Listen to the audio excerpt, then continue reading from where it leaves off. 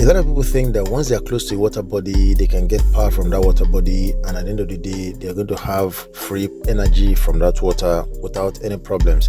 Now, there are a lot of things to consider before you go hydro, and I'm not going to be covering everything, but I'll just give us an idea, and I'm going to use pictures of people that have done hydro before so you have an idea.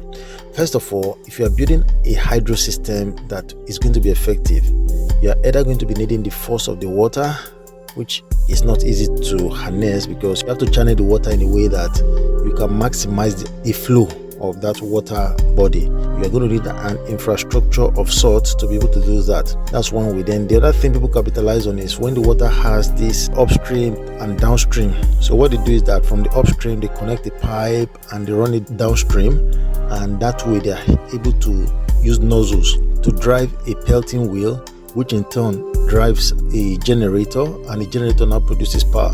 A lot goes into hydro, but today, like I said, I'm not going to be talking about the things that go into hydro electricity generation. It's wonderful to have a hydro, but you need to know that it is quite expensive. So if you are thinking, no, one day I'll do hydro, I'm not going to discourage you, but just know that a lot goes into hydro if you really want to get good power from it.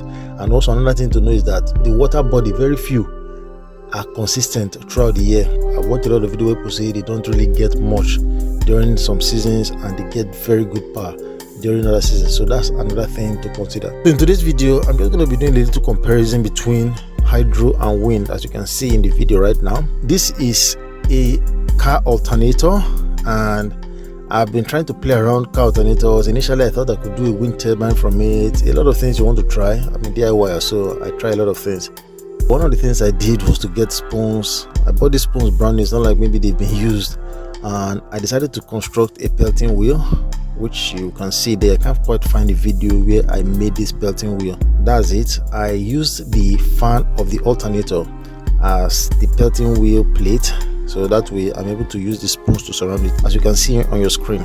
I'm just going to uncouple it from the alternator. At the end of the day, I'm also going to install it back, so you just have an idea of how it works. So while I'm doing that, I'm just going to be showing you also the wind turbine you see flying there.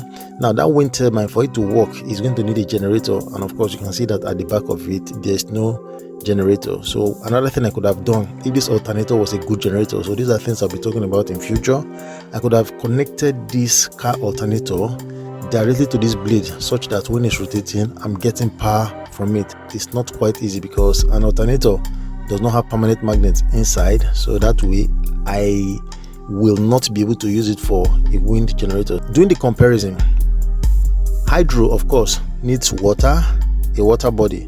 That means you have to go downstream or get to where the water is, and at the end of the day, that's how you can get power from it.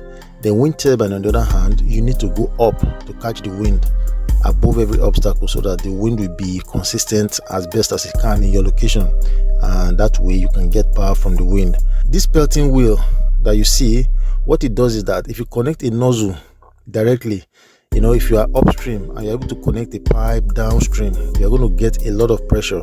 So that pressure, you're going to use it to drive this pelting wheel in this hydro contraption.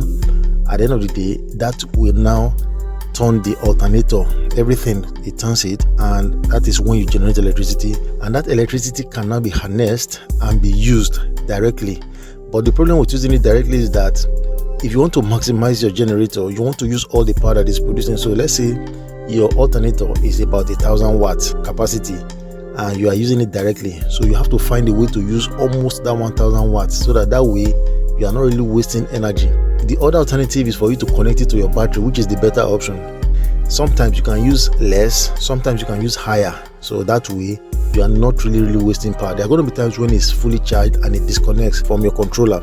So but altogether, that's the better way to manage your power. So these are things I will be attempting to help us understand in future. That's how a hydro works. So a hydro electricity system is not necessarily cheaper, easier or better when you look at the cost and everything that it takes.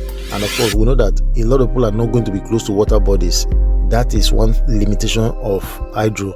In the general sense of it, to get a good working hydro, you're going to need some infrastructure. It's a very huge project. If I have water body, I have quite close to me, but not so close. Maybe in future, I will attempt to just see if I can get, even if it's 1 or 2 watts from it, and I think it's going to make me feel good. I'm fascinated with just generating power with my own hands, so that is going to make me feel good. But beside that, it is not practical for most people, even though they live close to water bodies, to generate power from a hydroelectric system. It's something to note.